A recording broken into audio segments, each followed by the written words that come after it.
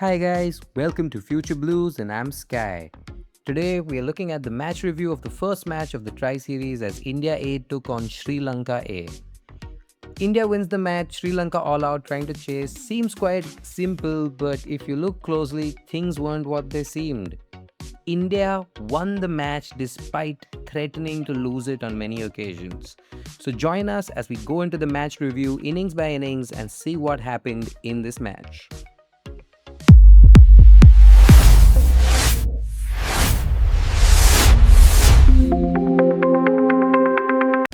So, as we look at the batting scorecard, we can see 277 for 6 of 50 overs, run rate of 5.5 in an ODI in Sri Lanka.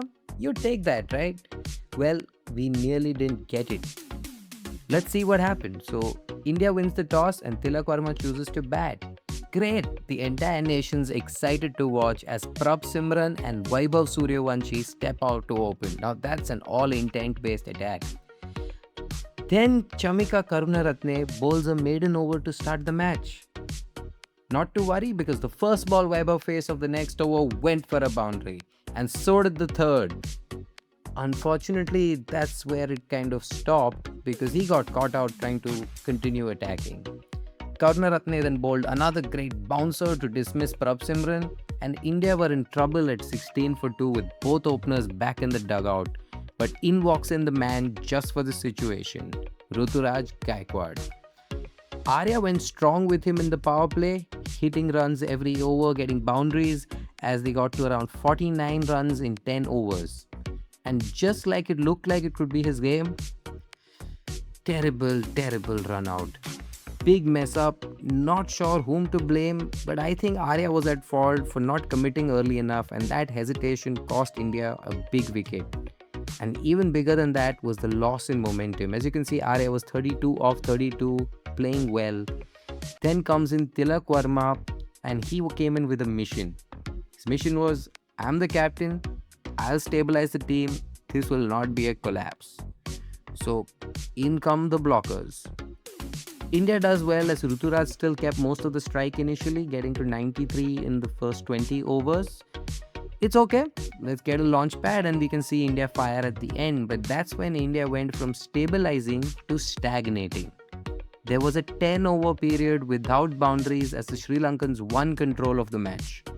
And 27 overs in, India were at 110 for 3 with Tilak making 16 runs off the 50 balls he'd faced.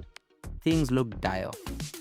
But on the other end, Gaikwad knew how to shift through the gears and after playing at gear 1 and 2, he had moved to gear 3 and 4, getting out to his 50 with a big 6 of just 65 balls, which in the context of this match was quite good so far. While Gaikwad was pretty much going run a ball after that, Tilak still took his time to get going, striking at 55-60 initially. Finally, 40 overs in, 188 for 3. Enough safety and time to explode at the end. Unfortunately, both Tilak and Ruturaj couldn't add too many fireworks at the end. Gaikwad got to his century but then holed out trying to slog. Very next over, Tilak Varma got out. So now with 5 overs left, India are at 225 with 2 new batsmen at the crease.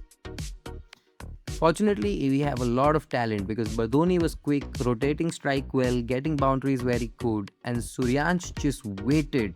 He waited for a beautiful over where Karunaratne was bowling and he exploded with 19 runs. And that helped India get 52 in the last 5 overs and get to 277 for 6.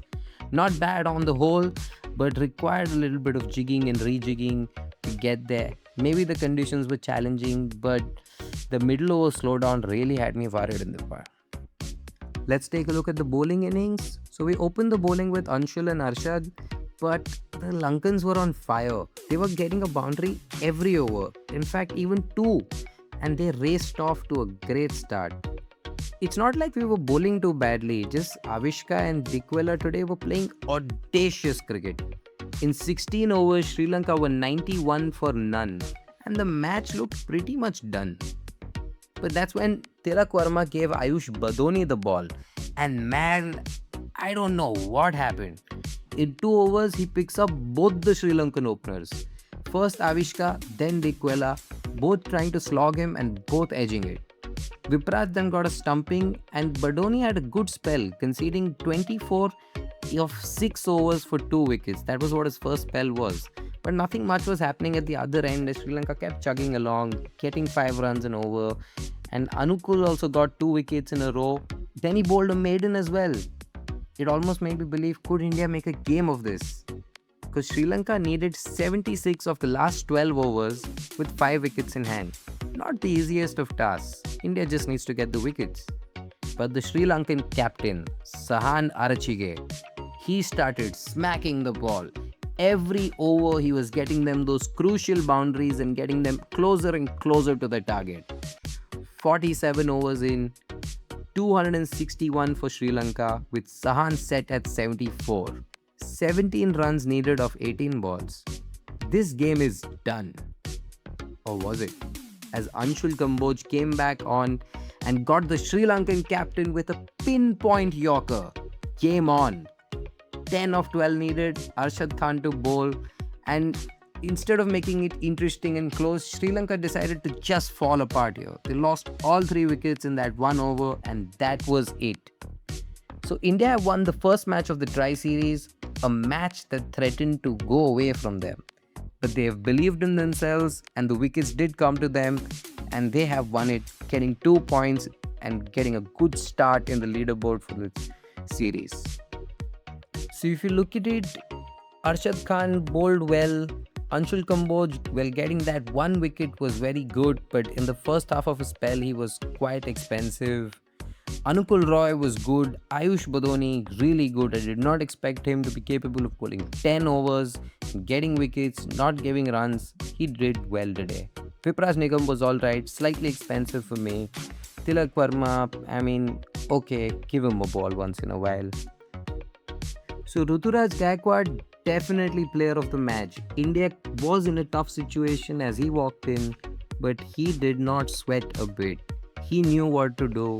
He locked down, made sure wickets did not fall, kept rotating strike, got boundaries wherever he could, and before you knew it, he was already on his way to another century at a healthy 90-ish strike rate, which is good. This is the type of player we need in the 11, that Virat Kohli, Shreyas Iyer type player around whom you can build the entire order. He's obviously done that very well for CSK. It was just good to see him do that for India A.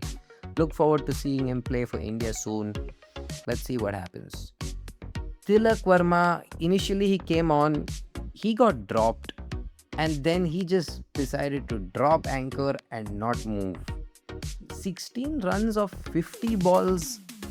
I know later on he got 47 of the other 44, but his first 50 balls could have been very costly for India if he had gotten dismissed at that point.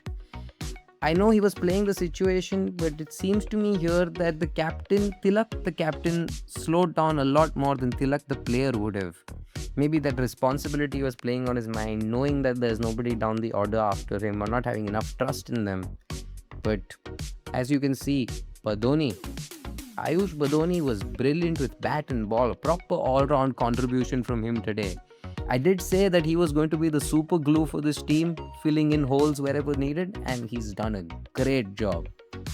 And getting quick runs with the bat at the end despite not being set on a tricky pitch, and bowling well to get both the Sri Lankan openers out. Otherwise, they could have taken the game away. So these 3 players were the only talking points I have for this match. Let's see over the coming few days if we can get more discussions about the match. We also have the Afghanistan game to look forward to. See you soon, guys. Tune in to Future Blues. This is Sky, signing out. Bye.